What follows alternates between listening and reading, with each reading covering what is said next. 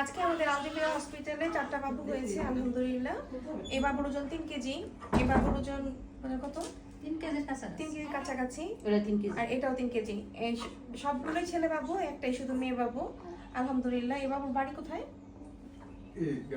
ঘাটাল থানা। এই বাবুর বাড়ি আচ্ছা, এই বাবুর বাড়ি হচ্ছে বাড়ি সখীপুর, বাট হচ্ছে বাড়ির বাবা হচ্ছে দেশের বাইরে থাকে। আর এই বাবুর নাল্লাপাড়া বাড়ি, টাঙ্গাইল থানা। 3টা বাবুই নরমাল হয়েছে। আর এই বাবুটাই শুধু সিজারে লেগেছে। আসলে এই বাবুটাকে কোলে নিয়েছি কারণ এই বাবুর মা অনেক কষ্ট করেছে। 9 দিন আমাদের হসপিটালে ভর্তি ছিল নাটোর থেকে এসে, অনেক কষ্ট করেছে, কিন্তু আল্লাহ আসলে শেষ পর্যন্ত রহমত করেনি।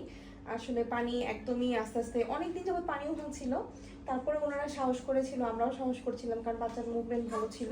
কিন্তু লাস্টে আসলে আমরা ইন্ডাকশন দুইভাবে দেই, মুখে খাইয়ে দেই, এছাড়া হচ্ছে আপনি স্যালাইনের মাধ্যমে ইন্ডাকশন দিই, কিন্তু দুইটাই আসলে ফেল করে।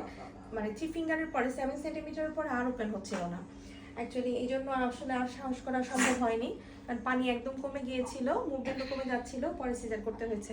যাই হোক, সিজার তো দরকার আছে, দরকার হবে সবসময়ই, কিন্তু দেখার কথা যে প্রয়োজনে যাতে সিজার হয়, অপ্রয়োজনে যেন সিজার না হয়, এটাই হচ্ছে বড় কথা। অনেক কষ্ট করে এসেছে ওর মা, মাশাআল্লাহ। আসলে আমার এরকম পেশেন্ট আরেকটাও ছিল না, এত বড় বড় চুল, একদম নাটোরের বনলতা সেনের মতো, মানে একদম খুবই সুন্দর মাশাআল্লাহ। মানে মাও এরকম সুন্দর, ছেলে বাবু তো এটা, বাবাও সুন্দর, ছেলেও মাশাআল্লাহ খুব সুন্দর হয়েছে। আর এই বাবুরা সবাই নর্মাল ডেলিভারিতে হয়েছে আল্লাহ আলহামদুলিল্লাহ। বাচ্চার মাদের খুবই ধৈর্য ছিল, এই বাবুর মার তো অসম্ভব ধৈর্য ছিল, যে দেশের বাইরে থাকে, যে যার হাজব্যান্ড, খুবই ধৈর্য ছিল, খুবই ধৈর্যশীল, একটু শব্দও করে নাই। এই বাবুর মাও কোনো ঝামেলা করেনি, এই বাবুর মাও ঝামেলা করেনি। এটা রাত্রে হইলো না, রাত্রে 3টার পরে হইলো না, 3টার পরে, সন্ধ্যার সময় হয়েছে। এইটা হচ্ছে 3টার সময়, তাই না? আচ্ছা আচ্ছা। এটা দ্বিতীয় বাবু।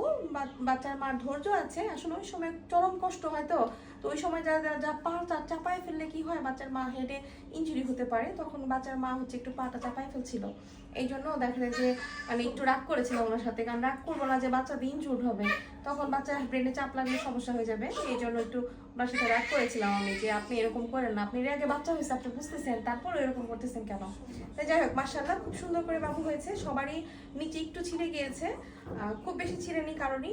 এটা দেখা যায় যত্ন নিলে ঠিক হয়ে যায় 1.5 মাসে, অযথাই ভয় পায় মানুষ, কারণ আমাদের এখানে আমরা কাউকেই কাটি না, সবাইকেই দেখা যায় যে আসলে মাথা বের হওয়ার সময়, এত বড় একটা মাথা ওই ভ্যাজাইনাল ক্যানাল দিয়ে বের হওয়ার সময় কিন্তু ছিঁড়েই যায়। এটা শুধু আমাদের দেশে না, দেশের বাইরেও ছিঁড়ে যায়, একই প্রসিডিওর, এটাই নর্মাল প্রসিডিওর, ঠিক আছে? কিন্তু যাদের বাবু হয়েছে তাদের সবারই ঠিক হয়ে গেছে, এবং কি তারা নিজেরাও 1.5 মাস পরে বুঝতে পারে না যে এটা মানে হয়েছিল, কারণ এখানে হচ্ছে সেলাই যে করা হয়, এগুলো আর কাটতে হয় না। হ্যাঁ, একাই খুলে পড়ে যায়, যত্ন নিলে আর খাওয়া দাওয়া ঠিক মতো করলে এটা কোনো ব্যাপারই না।